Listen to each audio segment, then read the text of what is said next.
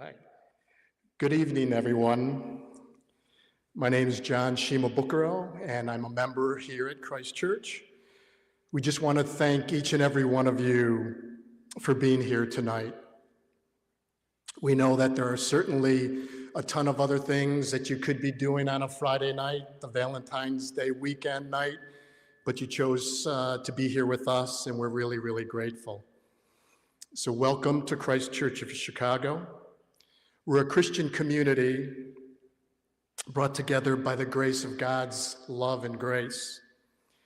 And it's where we try to live out his message by recognizing that we are all God's creatures, made uniquely and special. And we try to get that message out beyond these walls into the wider community. So if this is your first time to Christ Church tonight, thank you for being part of our community. I just want to give a little bit of our history because it will show you and connect of how important tonight's presentation is to us. So during World War II, Executive Order 9066 led to the incarceration of 125,000 Japanese Americans. So many lost their homes, their jobs, their businesses, and the lives they had built. My grandparents and my mother were some of the innocent victims that were swallowed up in the wake of that decision. When the camps closed, many resettled here in Chicago, in fact, by the thousands. Christ Church of Chicago was one of the few Christian churches that were available where families could gather and worship together. And it's in that history that still shapes who we are today, right? It reminds us of Christ's call to stand with all those who are marginalized and to seek justice and reconciliation. We're especially grateful to Pastor Kenji and Bree, whose ministry and work on the South Side just encourages us to do our work here in West Rogers Park, right? And it's in their connection and friendship with Dr. Munayer that we have this evening possible. So our hope tonight is simple, that we listen well, learn from one another, and consider how our faith calls us toward justice and reconciliation from Palestine to here in Chicago, extending out to the world, right? And so before I turn the mic over to Pastor Kenji, we just want to extend our most heartfelt welcome to Dr. Munayer for being with us, to take this time to share his perspectives and experience with us. So thank you so much.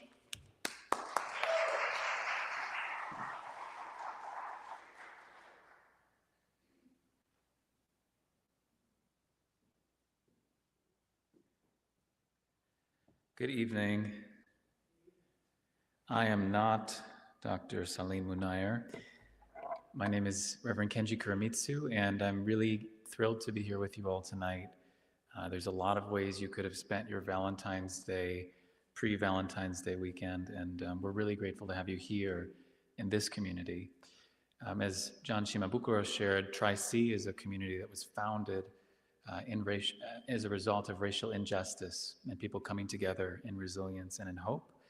It's a community with new chapters that God is writing, and Bree and I both are so grateful for the invitation to be a part of this conversation with you all tonight and to be a part of the new and ongoing chapters that your church is writing.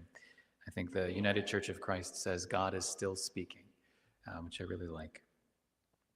Let me just say a few words of introduction about Dr. Munayer, and then I'll also share a little about how this event tonight will go. First, Dr. Munayer will share about his work, and we'll have a presentation from him about that. Following that, the two of us will be engaged in conversation right here, and at the end of our event, we'll have a time or an opportunity for folks to ask questions of Dr. Munayer and to be in some open conversation. Some of Dr. Munayer's books and a book co-edited by two of his sons are actually going to be on sale tonight in the back, in the welcome area outside of the sanctuary. So folks can feel free after the event to check that out. Help yourselves amply to food. And we're really grateful to have you all here this week of the 85th anniversary of Executive Order 9066, where a Japanese American community will be outside of the Broadview Detention Facility celebrating a vigil this Thursday at noon. I know some of you are part of the leadership of that. We're grateful to have you all here at a time as intense and as fear-stricken as this time. So let me just share a bit about who Dr. Munayer is. Born to a Palestinian Christian family in the city of Lidda, Dr. Munayer interacted with many different Jewish, Christian, and Muslim populations from a very young age. Following his diverse childhood and academic studies in theology, he founded Musalaha, reconciliation in Arabic, in 1990. I was not yet born. Some of you were born. Musalaha is an organization promoting, teaching, and facilitating reconciliation between Israelis and Palestinians. Dr. Munayer continues to serve that organization for more than 30 years now. He's also an adjunct professor at Fuller Theological Seminary, at Pepperdine University, and the Hebrew University of Jerusalem, as well as was a longtime dean at Bethlehem Bible College. Salim brings with him a wealth of practical and academic experience in reconciliation, peace, contextual theology, healing and justice, and interreligious dialogue. In his 30 years of work in this field, he's trained thousands of Palestinians, Israelis, and internationals in reconciliation and justice work, and he is happy to be able to continue to do so. Without further ado, I'll invite us to welcome Dr. Munayer.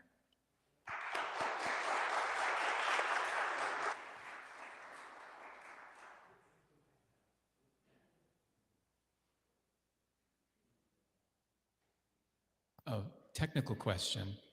Steve, for the slides, do we have a clicker or should we gesture?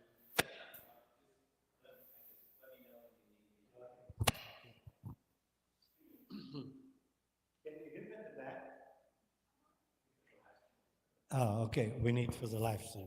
So thank you for inviting me here. And I'm happy that I was invited by you not to eat hamburger, to eat good South Asian food. So that thank you very much. And getting to know you and your father and your wife, it's a pleasure. And so I'm happy to be here with you. What I would like to share with you, of course, it takes more than a lot of time. Several points important, but I will highlight mainly on the issue how we promote reconciliation in the context of genocide. This is something I'm working on quite a bit in the last, especially 2 years it's happening. I assume that most of you are in your background, your history, you probably also developed some cynical attitude when you hear the word peace and reconciliation, don't you? One of the main reasons, because the church is very weak in that area, especially some churches. And so this is something that after graduating from Fuller, when I came back to the land to teach Palestinian and Israeli, and the gap between the communities, because as you heard, I grew up in a mixed community, spoke Hebrew, Arabic, mixed with Palestinian, Christian, Muslim, Israeli Jews. So I was kind of tri-cultural. So for me, it was normal to experience and to be involved with people from different cultures. And it was strange for me that when people are not able to come together. So the first Intifada started, do you know, the first uprising against the Israeli occupation in the end of 1987. And when that happened, my students were asking me two sets of questions. One set of questions the Palestinian students were asking, is it right for us as a Christian Palestinian to go to demonstration and to throw stones on the soldiers? Should we go to demonstration as a Christian? And we believe in nonviolence, but if we find ourselves in a situation of violence, what should we do? Second question that was very much prominent there. One of my students, his father went to his field as encounter American Jew that coming to take over his land. And they have an argument. So my student's father pull up a paper to prove this land is mine, land register. So American Jews from New York pull up what? Bible. So it said, the Bible say, this land is mine. And my students were in tears. We said, the Bible form our identity. The psalm is sweet like honey in our mouth, define who we are. And suddenly the Bible, especially the Hebrew scripture, is being used as a sword against you. What is the most famous carols we sing at Christmas? One of them said, Emmanuel, Emmanuel, King of Israel, in the carol songs. Emmanuel, Emmanuel. So the word Israel that we read in the Bible was immediately in connotation, ancient Israel with modern state of Israel, with the army and the pain that they have. How they're going to deal with them. Then they meet Christians, not only from the state, but mostly from the state. They come to the land. Because Christians for thousands of years came to the land in order to see the places where Jesus born, taught, healed, to see all the historical events that happened there that we read in the scripture. And we as Palestinian Christians see ourselves the custodian of those holy places as universal testimony that truly those things happen. But the American Christians, especially evangelical, they were coming to the land. They were not coming mainly to see the holy site. They're coming to see prophecy and fulfillment. And they get more excited going to borders. They're getting more excited to visit Israeli army camp than going and visiting the holy site. And then when they encounter Palestinian Christian, they tell them, you know, this land is not yours. God promised it to the Jewish people. As a matter of fact, you should leave. If you don't leave, you're going to pay high price. And that's puzzled many Palestinian Christians because many of us trace our ancestors from the early church, from the time of Jesus, that they were Israelites, who believe in Jesus and stay in the land, and they are called today Palestinian Christians. So what do you do with that? So I thought they should meet with my Israeli Jewish students, that some of them also believed in Jesus. And they were going through the struggle, what it's meant to believe in Jesus as a Jew in the light and the context of Jewish experience with European Christianity. How we deal with that past, anti-Semitic attacks against them, the Holocaust, and all of that experience in Europe.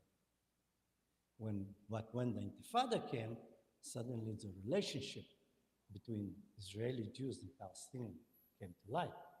So when they asked me what the other side think, when I answered, they didn't like what I said, and they were attacking me. So I said, you know what, why don't you meet with them and hear them? Instead of attacking me, listen to what they say.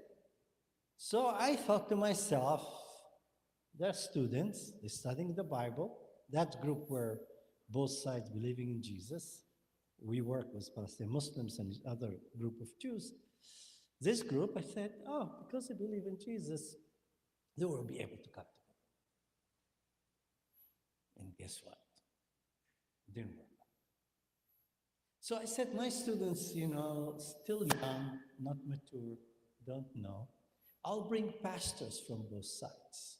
They went, like you said, to seminary, they pray every day, they're holy people, godly people, they preach the Bible, so they would be better. So I brought pastors from both sides. That was catastrophe. It was not working out. And I realized there is something here is missing, especially in Western Christianity, that it's very good about systematic theology with God, with sin, but when it comes to the reality of the life of people, they're very weak. And why we are not able to promote reconciliation? And there are several reasons for it. There is geographical division, us and them. You know, I discovered that also in Chicago, we have the north part of Chicago, the south part of Chicago, and you are met in the middle. And geographical location cause people not to know each other, different opportunity. In Austin, I was very naughty when I visited a pastor there, and I studied town planning after my undergraduate, and I asked him, do you know why is this highway going that part of the city to divide between black neighborhood and white neighborhood? Then we have the emotion, fear, anger, hatred.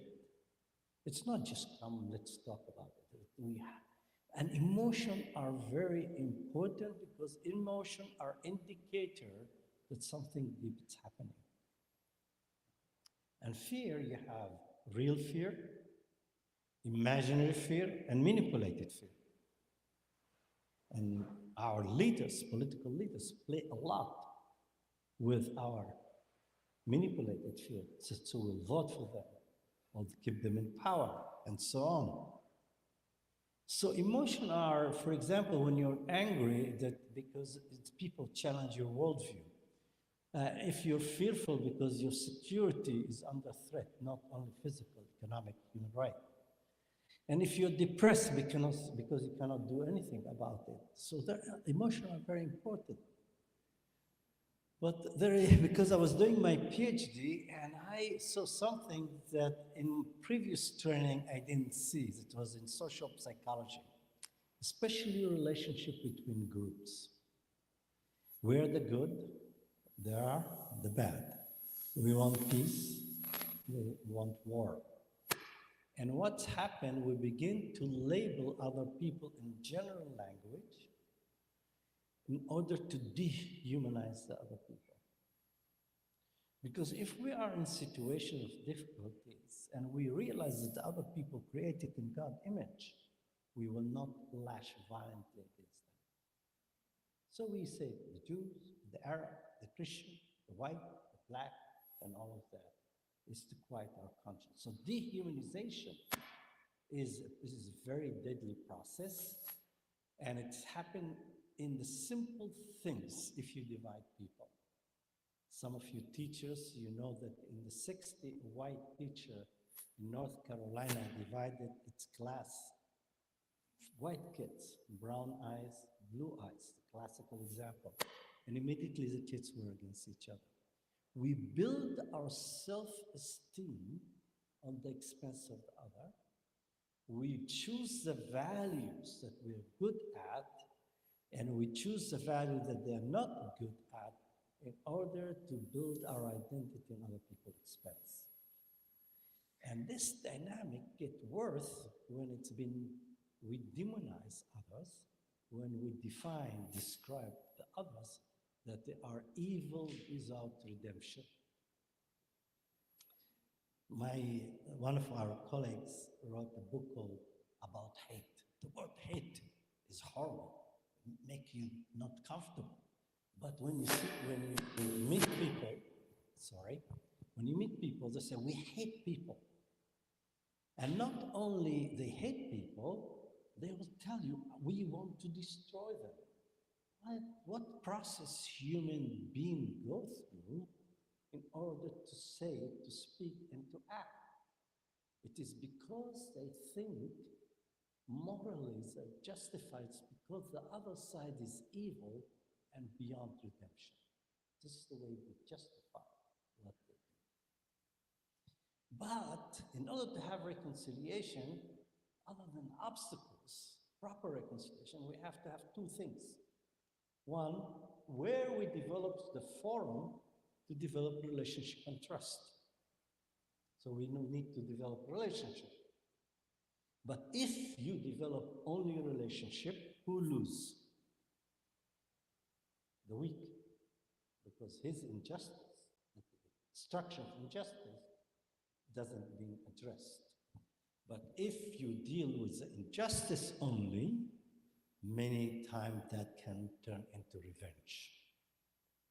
So we need to have relationship and justice being addressed at the same time. What Christian theology call it, love and justice. On the cross of Jesus, the love and justice came together. So in my part of the world, if Palestinians meet with Israel, they call it normalization. Or you're sitting with the enemy without changing the structure of the situation. But if you don't sit with the other, you still normalize the situation because you're not dealing with it. Do you understand that? That's very important because if we don't develop relationship on one side, and if we don't deal with justice, and this is the reason, for example, in South America, if some of you know, theology of liberation has been developed, especially in the Catholic Church, because of the economic differences, because they talk about loving the other, having a relationship without addressing the injustice. So you have to do both of those things. So the question that I have asked myself, where we can find this forum, where we can find this place. And not only that, but also we discovered that reconciliation takes 6 stages. And those 6 stages, if we put, this is the lecture I gave at Geneva Peace Week, October last year. You can go to the next one, please. We discovered that reconciliation goes through 6 stages. The first stage, we call it the kumbaya stage, dipping the hummus together, the hallelujah stage. It's the excitement stage, it's the first date stage. You're excited, but you're cautious. And we do it many, many places. We come to churches, to synagogue, mosque, to holy site, to temple, and we think it is going to work. We talk about things that are common, but the second stage here is when people begin to express their pain. So usually what's happened, like in the 80s when I was in Pasadena, we had a meeting in a church because at that time, and I saw it, the police were stopping every young black man in the street. So we had a meeting in the church. In the meeting in the church, black and white went together. So the white people came to the church. What do you think? Why they came to meet with the black? Why? Build a relationship? They feel guilty? But why the black folks are coming to the church? Are they coming only to build a relationship? Want to express their anger, but also they want to stop the police systematic injustice against them. So when they start speaking, express their anger, they were angry from the police. The white were representing the police. And so they vent all their frustration on the white that came to the meeting. So what the white did, what they would do if you were in that situation? Become defensive. Good. What else you can do? Shut down. Attack back. So they moved from Pasadena, California to Colorado. That called withdrawal. Withdrawal is when you're in conflict with people and so painful And because identity is the first casualty of any conflict, and or you blame the other in that situation, then you move out, or you say to yourself, how can I deal with that situation? So for this reason, if we go to the next one, please. Okay. This is the stage where people are feeling that they are stuck, distant, bitter, defeated, frustrated. And they don't want to be in uncomfortable situation. In order to counter that, out of desperation, in the 90s, I took a group of 15 Israeli, 15 Palestinian. We went into the desert, and we crossed the desert on camels, and they become friends. The desert becomes for the people, neutralize the imbalance of power. We encounter the other as human being. We are not in competition. Matter of fact, the other is essential to my survival. We don't compete in sources. In order to survive the desert, we have to help each other. We understand our human limitation, because we think each one of us that we are gods. In the desert, we realize how small we are. But the desert is very important because in all faith, especially if I talk about the book of Exodus, when ancient Israel were delivered from Egypt, from Pharaoh to the desert, after a little while in the desert, what they wanted to do? Anyone remember? Anyone know the Bible story? Sorry? They build an idol, and the idol represents what? The past in Egypt. And they wanted to go back to Egypt. Because you can be free physically from slavery, but your identity still have the slavery identity. The desert experience is that we need to liberate our identity from slavery. They wanted to go back to Egypt. Egypt become ideal. And people that are colonized, they all the time think that the colonial are better, and they're not having freedom.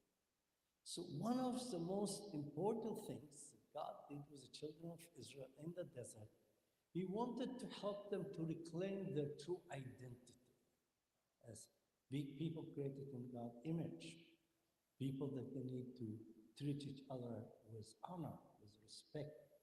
So reclaiming identity is one of the most important stages that we found out in us progressing in reconciliation. Because in our situation, I'm sure in yours, you will have the Israeli Jews coming with one historical narrative, competing bitterly with the Palestinian, and even some of your narrative is not true, you have zero-sum mentality. Because if you give in a little bit, you lose everything. It's like the Democrat and Republican in the Congress, If somebody, Democrat, brings some law, even the law is some Republican like, just because it's Democrat, you will say no. Because you have here competing narrative, zero sum, and after a while, if it's trenched, become deep, it's become part of people identity, it's very hard to have progress. And with time, if the narrative starts because competing on resources, disagreement, and if it's violence and affecting every other aspect of society, we say that it's very, very hard to have reconciliation between the people. Because in a minute they want to change their identity, it's like they feel that they're losing everything. And this is the time that people feel bad, very bad, or feel discomfort. Whatever word there are, you want to choose. but this is time for growth. If you feel good about yourself, if you feel good about anything, then you stay in the status quo. When you feel discomfort, when you feel all those feelings, you start the search, the looking in order to change. Or if you remember the Psalm of David, I walk in the valley of death. Where are you, God? This is when spiritual growth happen for people. And that when we are confronted with people, and the desert doesn't give you escape place. And this is where you have to deal with it. So for us, in our experience, that forming a third narrative, or what Walter Brueggemann, his Old Testament theologian, call it the prophetic imagination, that we need to imagine a different way we can live together without compromising on the essential aspect of our life. So next one. With it, what we try to do. So we have Israeli and Palestinian group. First of all, the most hardest things is for people to listen. One of the things that we do in the desert, to listen. We send people to different corners in the desert and say, be quiet, just try to listen. This is the hardest things for people, especially people talking. All the time we want to argue, we're not listening. Listen to the other narrative. You don't have to agree, you don't have to accept, just listen, try to understand. After that, you look into the narrative. What it is in your narrative is not true. The land was in desert. There are Palestinian people, and you kick them out. Palestinians also need to come with a narrative that the Jewish people have historical religious attachment to the land. So each side has to work on their narrative. Then, and there was trying to create a joint narrative, or some people accept that two narratives will never be bridged. It's okay too, because part of reconciliation, when you truly understand the other side and you come to conclusion, it's not going to be bridged. Abraham, shepherd, and Lot, shepherds. They were not able to come. Paul and Barnabas. There are so many things in our lives that people cannot overcome. But at least we understand why we cannot do it. Let's move to the next one. Here it is something that you are celebrating today, or not celebrating, remembering. To remember is to honor our ancestors. I remember when I was a child, some people say, when they hit you, forget it. I will never forget somebody hurts me. Do you know I went to high school, and after 40 years from high school, do you think I remember the kids who were nice to me? I remember the kids who were not nice to me. That's right. They have marks on me. And so remembering is so important aspect. This good book by Miroslav Volf, called The End of Memory. And remembering is so important because look how the Israeli Jews evokes the Holocaust in October 7th. Because to remember and to honor, to remember that what not to repeat in history. We don't do that really. But many times we remember for the current conflict. My wife and I had an argument. You never had argument? Never. And in the heat of the discussion, I said, but you did that 5 years ago, and I lost. I thought we worked it out, and you bring what's happened 5 years ago, and we bring it as a group. So remembering what's happened to American Japanese is very important. But also we need to remember it redemptively. That is the key, and I think this is one of the things that happened with the Holocaust. Memory and others, it's not redemptively. It's been used politically in other ways. When the children of Israel came out of Egypt, God told them, remember, I took you out of Egypt. So don't build museum, memorial site. Remember the widow, the orphan, the stranger, not because you need only to remember the other that weak, like where you were weak, and when you're powerful, don't do to others what has been done to you. And you know, and I know, anyone involved in education and counseling, abused father, they usually abuse children. The continuous cycle. Because God is with the weak. And God delivers the weak, whoever they are. So this is very important to remember. But there is also another something that we do, especially the one coming from Christian heritage about redemptive memory. Anyone remember?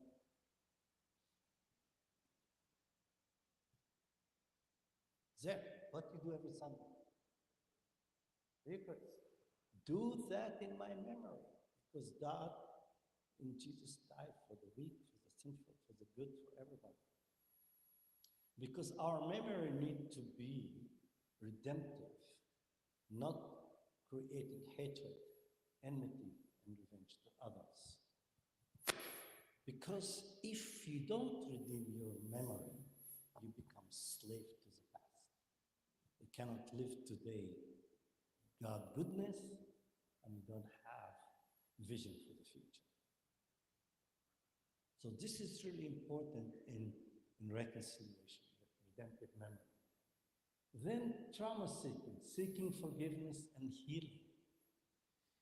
When you hate someone, and I understand that two of my boys were here, I used to tell them that, especially when we had fight in the school. When you hate someone, it's like drinking a glass of poison, anticipating your enemy to die, you die. And forgiveness is not reconciliation. Reconciliation requires two sides. Forgiveness, you can, to a large degree, have the authority to do that, because if you don't forgive, you lock yourself in a jail, holding the key, and complain about that. But forgiveness is a decision. It's active decision that you say, I'm going to do that because I want to forgive. Many times we think people forgive, because God said forgive. We know people forgive only when the discomfort of unforgiveness makes their life miserable. So we need to forgive, to be free, to be who we are. Because when Jesus said, love your enemy, because if we hate our enemy, our point of reference is our enemy, and we become like them. We need to be free to be who we are in order to engage with others in different ways. So that is very important to talk about. So we have identity transformation, and we also have restorative justice. How? It's not a justice of punishment. It's a justice to restore relationship, situation, and dealing with it. It's very, very important. Next. Okay, so people ask me, so how you do reconciliation in the context of genocide? Officially, they say there are 71,000 people killed in Gaza. It's 200,000. It's mean from 10% of the population. That we know, with all the injured and all what's happening every day. It is probably the most catastrophic event that happened in the 21st century. In front of our eyes, we see it, and everybody is paralyzed. And not everybody, a lot of people, most people paralyzed, quiet, and silence. It will be a day we'll regret it. It's a moral bankruptcy of liberal Western democracy. And the Arab state, the silence. Because the silence is a logical position. Silence is not something comfortable with you. Because when you're silent, you agree. So that is very important aspect. So 1948, UN Convention, genocide is intent to destroy in whole or in part a national, ethnic, racial, or religious group. It's not coming to say how many people you kill, it is the act to destroy people identity structure of life. Because many people think genocide is X number, then we say genocide. When you want to destroy the identity of people, and this is the most important things about genocide. The other than, it's more than killing, also reassures culture, memory, and social identity. In many countries right now, you're not allowed to have Palestinian flags, even it's officially in the UN. In Germany, as a reaction that you're not allowed to have Palestinian flag, people were having a photo of watermelon. You know the watermelon? Because they have the colors, green, red. Even it's that is not allowed. In United States of America university, professors, colleagues of mine, afraid to talk, to speak, to teach on the subject. Silenced. That's part to erase people, culture, memory, social identity. And that creates a dual crisis for community. One is trauma of violence, the people suffer, but also the oppressor. They have loss or distortion of identity. Let's move on. Do you understand that? It's really key. Genocide target both physical survival and cultural existence. This is one of the reasons in Gaza Strip, they destroy all the mosques almost. They bombed almost all the churches. There's only 2 left, being bombed in Egypt.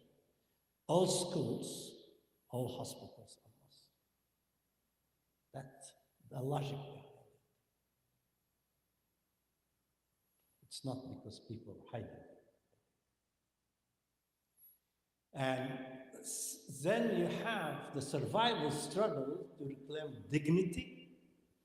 When you have women giving birth on the street, dignity of people, no homes, dignity of women when they have their private needs, are exposed. And memory and belonging. So everything is coming to tell you, you don't belong here. All the system come to say, you don't belong here. This is the reason in the state of Israel, until 2018, Arabic was official language. Now Arabic is not official language. You don't belong here. So identity reclamation is act of survival, resistance, and justice. So in my study, in our study right now, when we ask how we're going to do that, what is the most important things other than feeding people and giving them tent or giving them the ABC of survival? So, look into your experience. I see here some of you are from Japanese background. So you act of survival, you want to survive. So when you were having your son, you told him you are in America, speak English, don't speak Japanese, because that was act of survival. But there is a cost for it. They lost language. Language is culture, identity. It's not your fault. It's you trying to survive. Same things with me with my kids. I didn't speak with them Arabic in the street, not to be attacked. So, because we want to survive, that's the things. But our active survivals need to come with resistance. And our resistance, the Palestinian people in Gaza, unbelievable situation, 2 million people subjected to 4 atomic bomb equivalent, and they're not giving up. Not giving up. They're not moving any place. Because in settler colonialism, you want to move people out, take their land. If you don't move, they don't move, you kill them. That's what's happened in the United States of America with the indigenous people. In Canada, in Australia, in New Zealand, in South Africa. So, and justice. Justice will speak, the stones will cry for justice. If you kill all the people, the stone will speak for justice. It will claim for justice. Let's go to the next one. So, what the Palestinians need to do in that situation? There are several things. Collective memory, preserving history through poetry, art, oral tradition, and digital testimony. My son Daniel got married in October. We had 1 month of party. In his wedding, we had almost 600 people. Why do you think we Palestinians do big things from wedding? Because wedding is a place we sing our songs, we dance our dance, we dress our clothes, because it becomes the only safe place we can celebrate our identity and culture, because we are prevented in other places.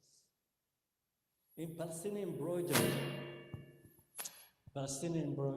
you know, how, let's go all the way back in history. Members of my family has the biggest Palestinian embroidery collection. For every village, every city has different. Which thing you say? I'm back. I need to go back. Coming too close. Okay. Dangerous. I'm not a checkpoint. Go backward. Thank you. So that is very important. Religious tradition. Christian sumud, Christian theology, forgiveness, hope, and reconciliation. I'm coming from the city of Lid. City of Lid is where St. George is buried, his tomb, that my grandfather built the church above it. You see him, oh, it's the pattern of England too, by the way. Is an Episcopalian church? Yeah, it's also in the Anglican church. Do you have St. George here? Oh, okay, sorry. So, St. George on a horse killing the dragon. What the dragon? It's the Roman Empire. Book of Revelation, chapter 13. Because St. George and his father were killed by the Roman Empire because of their faith in Jesus. It's very important because he's become a symbol, and also St. Barbara, symbol of steadfastness. Then rebuilding family, having another family getting married, celebrate the family. As the book of Jeremiah say, when you go to Babylon, you build homes, you plant trees, you get married, you have children. Bless the people that you are in exile. Language, education, art, and music.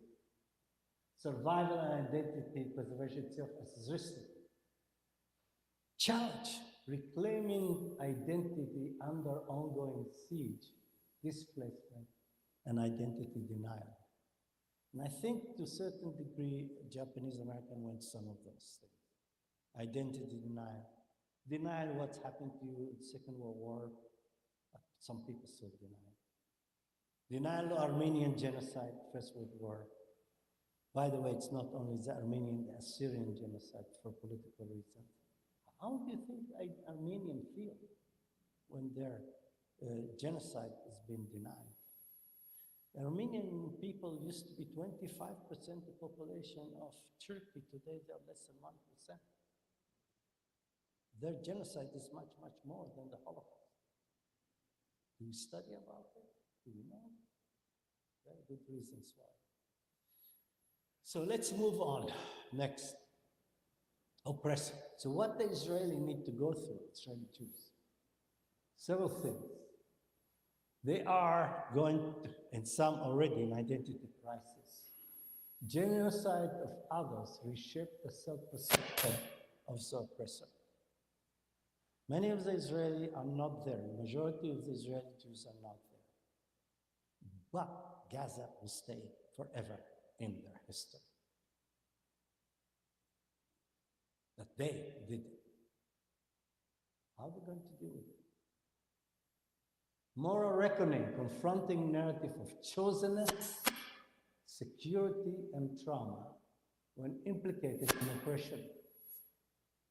So they need to reclaim identity, recognize complicity in oppression, reaffirming identity away from domination to justice and coexistence, drawing on Jewish theological tradition of justice, mercy, and prophetic challenge.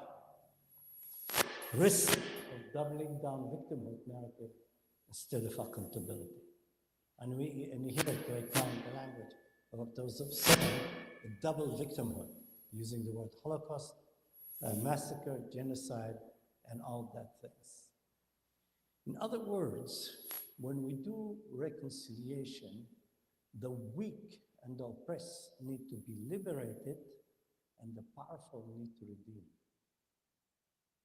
The essence of Christian theology, how our theology is a blessing to our enemy. Because in the end of the day, we will have to live with our neighbors. The Israeli Jews are living in unhealthy situation with the Palestinian, and Palestinians are living under the oppression. That is unhealthy. And we are doomed to live with each other when no one is going to disappear and to just evaporate. We're going to stay in the same place. But in order for us to live in a different way, we need to have a message for the liberating the oppressed and redeeming the powerful. And I think there's another one. Are we done? There's another one? Okay. Or this is the last one. Can you move on, please? So this is dynamic that there are. Oppressed reclaiming identity, memory, oppressor reclaiming identity in confession, transformation, and moral reckoning. Both processes demand truth-telling, acknowledging and confronting justice. Identity reconstruction that resists cycle of violence and open space for reconciliation. You know, when I did all of that, we tried to learn from what happened in Rwanda, Burundi, many countries. So this is where we are in reconciliation. We cannot run away from the genocide. It is there. It's not going to run away. And it's not only going to run away for the Israeli and Palestinian, it's not going to run away for the West, and especially the United States of America. It is there. It will stay there. Because as God told Cain, the blood of your brother screaming out from the ground to the heaven. It will not be there. The moral collapse, it will challenge us for next few generations. The question, what we're going to do then, and how we're going to address it.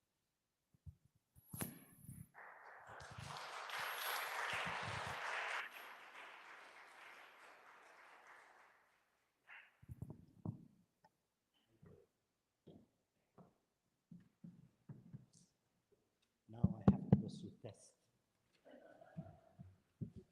Okay, thank you so much, Salim, for that lecture. Can you all hear me okay? It's not crackling, is that fine?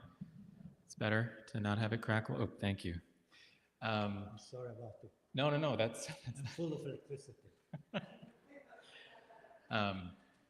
no, I was thinking about how to make a metaphor out of the microphone, and I thought about like when my father and I were in Jerusalem and in the West Bank together this summer, where I met you for the first time. Your son had bought me a virgin frozen daiquiri, and you came by to say hello very briefly. But I'm thinking about like the pressure of the occupation was always present in some way. At moments, it dimmed, and you could be almost unaware of it at a place like that, having a mocktail. At other moments, it was loud, the electricity. I mean, but the pressure was constant. And we have our own association, I think, as U.S. Americans with racial violence, with settler violence, with those kind of pressures. Um, one thing I wanted to ask you about, if you look around this sanctuary, you can see we have tsuru, paper cranes. Yeah. So we folded these when I was a kid in classes at school. Many of you folded these for the sanctuary here. These are practices of cultivating peace, intentionality. You may be familiar with Sadako, the 1,000 paper Yeah, crane. I missed it in the beginning, but thank you for reminding me. This, and you brought up the connection between Gaza and the nuclear weapons dropped on Japan. So I guess my question is, given the different histories our communities come from, you talked about the Armenian genocide, which I think was maybe a third of the size of the Holocaust victims. Of course, our histories of enslavement, genocide on this continent.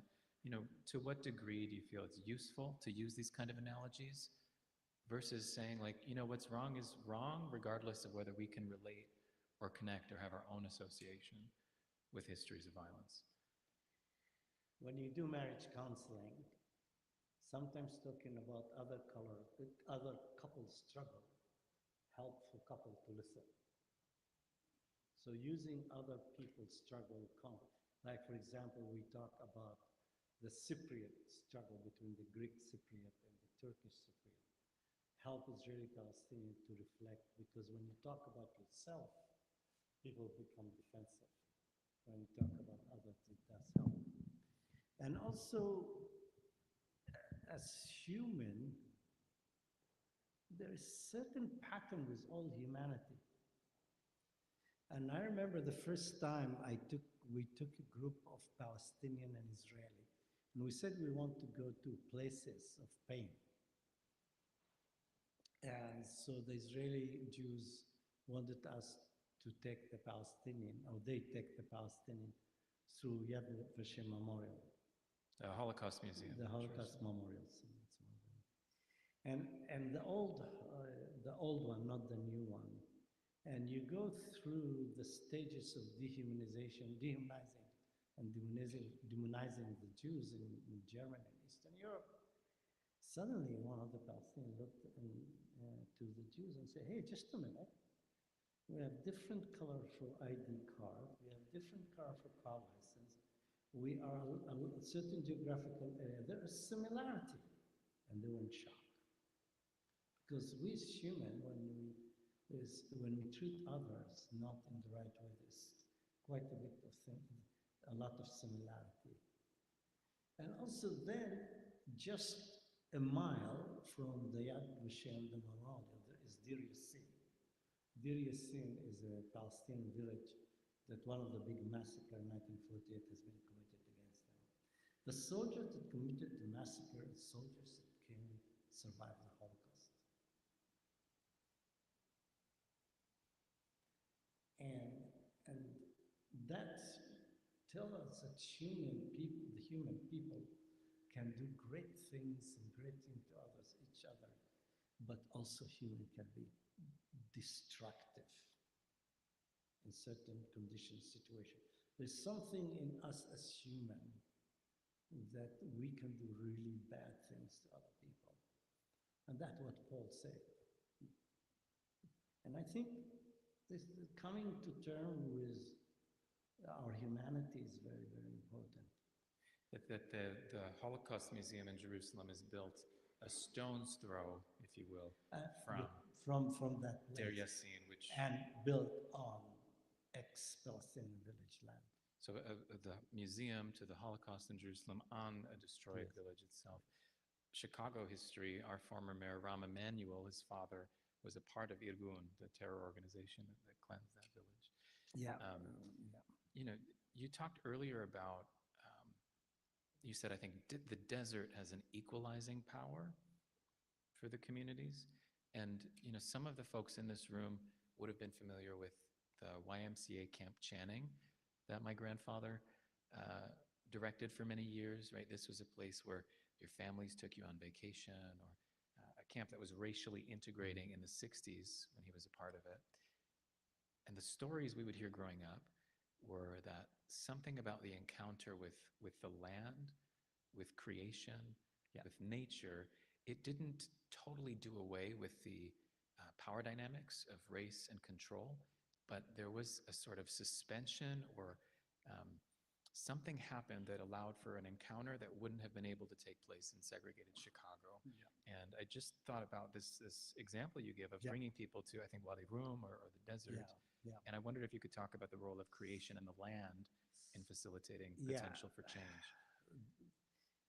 God created and loved creation. And when we want to understand God, knowledge of God, information of God, as Paul said in Romans chapter 1, the creation speaks the glory of God. By watching and experiencing creation, we understand about God and ourselves. And we are also created in his image. There's something in us, our conscience, that speak to.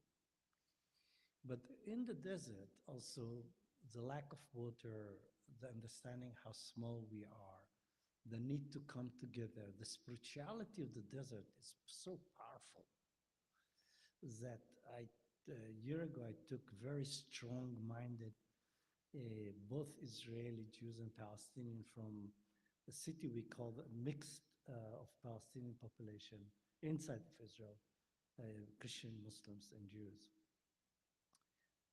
People are very hard, argumentative, and all of that. And it took just half an hour of the silence of the desert to change them. But they were not nice to the Bedouin, the people living in the desert. So at nighttime, I said, let's go to a dark area, no lights. And we slept with our eyes up.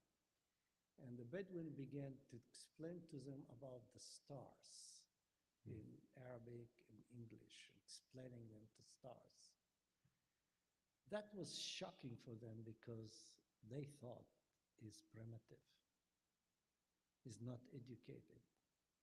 They realize that there's so much wisdom in the indigenous people, and you feel lost in creation. And you don't think that you are the master of creation, that creation is a gift that we have to take care of together. I got so lost in the image. I could see the stars as you were describing. All of my next questions flew out of my mind, you know, but there's something about seeing our smallness, about the scarcity of water in nature, about, you know, one thing, Dr. Munayer, that came up is you, in the beginning of your talk, you said, there's a cynicism or a skepticism around reconciliation. You know, Brianna and I were making the flyer for the event, and I thought, well, I have to put justice in there too, right? Like the South African. Like, you and I are about 40, if I may, 40 years apart. Only? I thought only 10. I know you're born within 1 year of my father. Okay. It seems to me there's a tension that's not just intergenerational. I mean, it was Malcolm X who said, you know, why would we integrate into white America? It's like joining a burning house versus what King brought, right? But, you know, how do you understand the skepticism, the pushback, the fear, the suspicion of reconciliation? You know, I think this is something we grapple with in our context, and I'm sure you do in yours.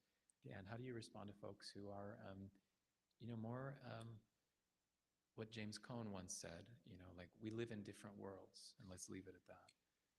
Human has a tendency to rush to war faster than they want to go through the pain of reconciliation, not realizing the war will bring destruction and pain will bring growth. Look how fast we go. From where my wife was coming from, 25% of the men died in First World War, Second World War. For king and country. It's all our educational system, the news, everything is, we have been programmed to serve other idol gods. And that's something that we need to take into consideration. Second, I think it is our failure, truly. And also, if may I say, in the process of secularization and enlightenment, political power wanted to discredit the church from its role in the society and saying that the role of the church is Sunday morning from 8 to 10. It's not life transformation. Another thing is our failure. But there is no doubt about our failure, but there is another element in it, is that in liberal democracy, we have been taught that we bring change by going one day in 4 years to vote, and we do our civil duty by voting. And Jesus told us that our civil duty is in every day. We've been told that our political power are the one bringing change, when political power are more concerned about their position and privilege, and they develop a club that we read about it in a lot of emails, that detach from the need of the people. So we have, as a Christian, accepted that the solution for our society and politics is liberal democracy, and that become our idol. And we have not addressed its weaknesses. And by doing that, we surrender our vocation to people that they are not thinking the well-being of people. That makes sense? I'm with you. So there are internal factors, but also there are external factors. But also there are factors that why I haven't read the book, The Cross and Lynching Tree, in seminary. James Cone's work James about Cone, anti-Black yeah. violence in the United Yes. States, in the church. Why we don't read about African theology, Asian theology, Palestinian theology? And we read theology of the powerful because we think it is the right theology and successful theology. So there are many reasons. I think we need to do self-examination and lamentation. One last question for you, Dr. Munayer, before we open it up. I'm thinking about the word metanoia, Many. repentance, changing our hearts, changing our minds. I can think of many times in my life I've had to change. I've been going down a path that was wrong and changed my mind, or had my perspective shifted, or, you know, one of the things that's really sacred in the Japanese American community is pilgrimage. Yeah. Right. So, you know, perhaps pilgrimage to Hiroshima, Nagasaki, or the camps where some of our families or ancestors were, you know, going to a place with intention, with a hope that it'll change us in some way. What Malcolm experienced on Hajj in Mecca and Medina. Many people come to your hometown on these kind of pilgrimages. Some will come in many different ways. But I just wondered if you might say something about, for folks who are wanting to know, like, okay, I want to go. Should I go? Can I go? How do I go? What's a way to be in pilgrimage in a relationship that... Yes, I'll say two things. I live in the land where pilgrimage come to. Our celebration of St. George, when pilgrimage come to St. George. I haven't understood it until a few years ago. My wife and I, we did the Camino. We walked the pilgrimage from South France all the way to Spain, to that. Pilgrimage is part of every human being. But in the pilgrimage, walking every day, getting up, walking, praying, meditating, silence, and many times we men walk and listen to our wives, or we pretend to sometimes. At least my case, not your case. And as I understood the importance of walking pilgrimage with spirituality. And in the past, coming to answer you, in the past, Christian pilgrimage used to walk from far away to Jerusalem. And when they used to arrive to the land, they stayed with the local Christians. As a matter of fact, most of the Christians used to come for Lent. We're starting Lent? Yeah. Until the Pascha, the great. And the 40 days, they fast, they go pray, meditate. Then we have the great week, the week, we call it the big week, the great week, where you pray every day, and then you go to the Church of Resurrection, you call it Church of the Holy Sepulchre. And we celebrate Saturday of Light, when we believe that Jesus, it's something don't have it in Western churches. You're missing so much. It is our celebration when Jesus went down to preach the gospel to previous generation and Adam and Eve, to liberate them from the bondage. And the way we celebrate it, there is a whole prayer in Church of the Resurrection. Then the light of the candles come out of the tomb, and the candles fire, put the Sunday of Fire or Sunday of Light on your YouTube, and you see it's amazing, unbelievable. And this is where we celebrate the victory of God. Then the light go from Jerusalem to every city, to every village. The leaders of every city and village welcome the candles, then take it from home to home to home to home. That's powerful. And we celebrate it together with brothers and sisters from all around the world, throughout the centuries, understanding there is the power of resurrection. But now, pilgrimage come with air-conditioned airplane, to air-conditioned bus, to air-conditioned hotel, 5-star, you feel Hilton or whatever it is, because you don't want to experience other culture, you want the familiar. And shock me to see when we have delicious food, one of the things that they want to do is they want to go and eat hamburger at McDonald's. It's unbelievable. Why I'm giving that story? Because it's become a business. It's become political. You're not experiencing, you're not seeing what it truly is. It's like if I come to America with my children, I'll take them to Yosemite Park, to the Great Canyon, to the Stone Park. That's so beautiful. Is this America? Yeah, but is that all America? So I took them to downtown Los Angeles to see the homeless, to see the other people.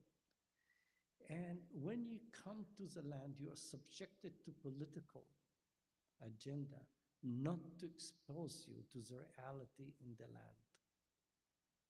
Especially 98% of the million of Christians coming to the land, they don't meet local Christians. And they don't understand, and they're missing so much, because so many groups that come to the land, and no doubt about it, visiting the sites are powerful, but when they go home, they remember the brothers and sisters they met, and the holy site, the years, they forget it. But meeting people, they don't forget. So I do encourage you, it's safe. I do encourage you to come to the land to visit we at Musalaha can help organize, don't come with this industrial, money-making Christian churches tour. You know that last year, the end of last year, I'm not sure exactly it was. The state of Israel paid to 1,000 pastors the ticket, 5-star hotel to come to the land. And they had to sign on a document, and when they come back home, they will be advocating for the state of Israel and not for Jesus, not for the Christian church. That's what's happening here. Thank you, Dr. Munayer. I want to make sure we have a couple of minutes at least for questions. Brent, is that your willingness to run the mics, just like during the prayers of the people? Thank you. So I think maybe just raise your hand if you have a question, anything to engage. We'll give it a moment in our last few minutes of time. Yeah. And we'll just ask folks to keep it as tight as possible. Yes, thank you. That would be lovely. My questions is about the most expensive product. It's called information. We have no information about Palestinians in Gaza, in how many are there, how many left, how many died, how many refugees in Egypt now, how many refugees in Jordan country, how many, what happened in the West Bank, in the River Jordan, in Jerusalem. I know that in country of Jordan is 6 millions. I know that in the Gaza was 2-3 millions, but 5 years ago. Just the doctor, if you have any update information, because the media doesn't give us this information. Another thing, any group, they did study of DNA, any difference than native Palestinians and native Israeli, or just they're the same people, different religion. Okay, one more thing. Putin declassified how Stalin established Israel in 1948 in Palestine.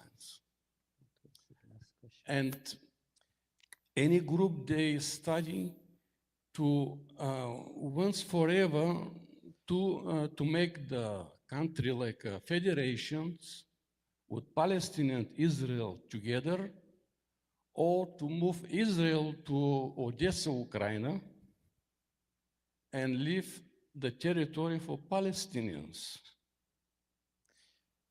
I heard a few questions in there. Let me just try to make sure I'm understanding it. Perhaps we could also bundle with John with your question just for time. But I heard you asking about demography in Israel-Palestine, about numbers coming out of Gaza and how trustworthy those are with the media ban, foreign journalists not being allowed in. Something I think about the Soviet Union and the history of where Israel was going to be developed maybe. Let's just pin that if we can. And John, would you be willing to throw your question in too? And I'm sure we'll allow Just Dr. want to Munayer thank Dr. Munayer for coming and sharing with us tonight. There was just so much information and a lot of good points that I can't wait to go back and hear your recording. But so you just mentioned of some things not to do if we want to try to help what's going on. There are so many of us that want to be supportive and help the innocent people that are in the loss of life, right? So what are a couple things that we can do to best support, being here in the United States? Yes, so let me answer the question very, very quickly. Right now, west of the Jordan River, there is approximately 7 million Palestinians, 7 million Jews. 2 million plus minus in Gaza, 200,000 died. We don't have all the numbers because we have not been allowed to go and clear the rebels. What officially we have people that registered death, killed 70,000 plus We have few thousand that have been right now evidence of being used new weapon that they just evaporate, disappeared. So we don't know exactly how many people got killed in Gaza, but there is severe destruction, and 200, 300,000 have left Gaza through the situation. In Israel proper, like myself, there are 2,100,000 Palestinian Israeli, and there is around 3-something million in the West Bank of Palestinian. So part of the problem of the state of Israel, because it defined itself as a Jewish state, demographically, the state of Israel, the number of Palestinians are more than the number of Jews. The number of worldwide Palestinians is around 15 million, 80% of population of Jordan are Palestinian refugees. So the Palestinian refugees, even I just took Uber to come to the church, turned out that the driver is Palestinian, that is living here in Chicago right now. So that is the number. If you go to some Google, you'll find the number. Some of them are more accurate than others. And you're right to say that American media are not communicating. So you need to go and watch in YouTube and other sources for media. You can have in Israeli one Haaretz in English, it's a newspaper. Electronically, you have Al Jazeera in English. And there are, if you want to understand more of the current situation, in YouTube, Alistair Crook give every Monday an analysis what's happening in our area that is very good. And another person, Professor John Mearsheimer from Chicago. He's right here in Chicago. Here in John Chicago. Mearsheimer. He's good. He's been attacked for his book and he's outspoken. So there are sources. You have to, but you will not get it from CNN, for sure, not Fox News. So that is it. So that concerning DNA, studies of DNA found out that the majority of Palestinian Muslims and Christian, more Christians, that they have similarity of DNA to the Canaanite and the Phoenician and the Hebrew that lived in the land. That means the culture and the religion of people change, but not the people. The people have embraced. And that is similar to what we say Sephardi Jews, Jews that lived in the Middle East. But we know the DNA of Ashkenazi Jews, Jews in Eastern Europe, that there is quite a bit, exactly the number or percentage that we have is that there are people that converted to Judaism like the Khazars and others. So they're not originally from the land. So this idea of DNA is only in the 2nd century Jews took that definition. You Jew if your mother is a Jew. But in the scripture, the people of God were never been defined by DNA. They were defined by their faithfulness to the covenant. So God is not looking on your DNA. God is not looking on your color for privilege or not privilege. God is asking the question, are you faithful to the covenant of blessing I'm giving you? And this is why your existence. And in the Gospel of Matthew and genealogy of Jesus, Matthew that wrote the Gospel to Jews, to Hebrews more exactly, the word Jews came later. He didn't say that in the mother genealogy, the female genealogy of Jesus, Sarah, Rivka, Leah, or Rachel. In genealogy of King David and Jesus, we have Rahab, the Canaanite prostitute, Ruth, the Moabite, Arab, Tamar, Canaanite, slept with her father-in-law, and Bathsheba. Matthew put it specifically there. First, it's true historically, to counter racism. We're so racist. It's racism, the DNA of person does not determine your place with God if you're chosen if you're a child of God. The faithfulness of the covenant determine it. We need to liberate ourselves from racism. And Dr. Munayer, to John's question, what are a couple of things that you Yes, thank you. I think that you can do a lot. I think we need to come to understanding, very important understanding, that what's happening in Israel, Palestine is byproduct of American political hegemony of the Middle East and the battle with China. And the idea, oh, those Jews and Arab don't know how to get along with each other, it's false. For thousands of years, Jews and Arab were getting along with each other, only until modern era, when they discovered the oil, the Suez Canal, and all of that. So part of the solution has to be a change in America, not only ours. Awareness, acknowledgement, and I can share 11 things that people can do. Now you say, we are very small. Erica Chenoweth, a political scientist, proved that if you can mobilize 3.5% of the population non-violently, and especially if you have women in that process, women are change agents of society, you can bring change. It's proven historically. In Liberia, the civil war, one woman said to her Muslim neighbor, let's pray, but also let's, if our husband go to war, let's lock the bedroom. And she got Nobel Prize and she became the president of Liberia. The mother of Northern Ireland, when enough. In Argentina, when the junta was dropping the young students from the airplane into the ocean, they were standing with cooking pots. They have 65% of success compared to violent one. Why they don't teach us? Because they're afraid that will bring a change. Why you think they're so harsh on students in American university? Because they're afraid from students.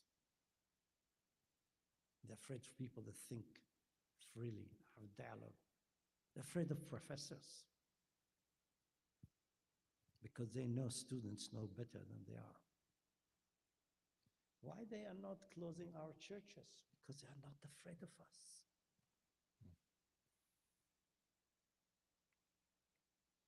When they close you, you know.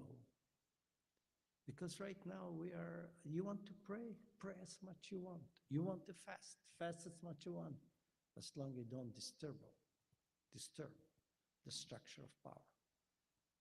We have to have prophetic message to people in power, because power corrupt.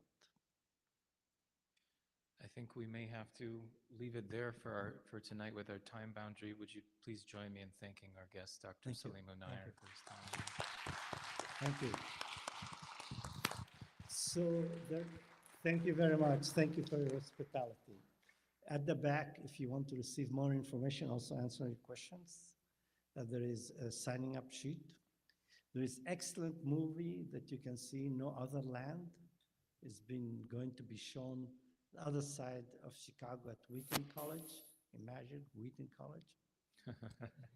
They are a lit film about my hometown.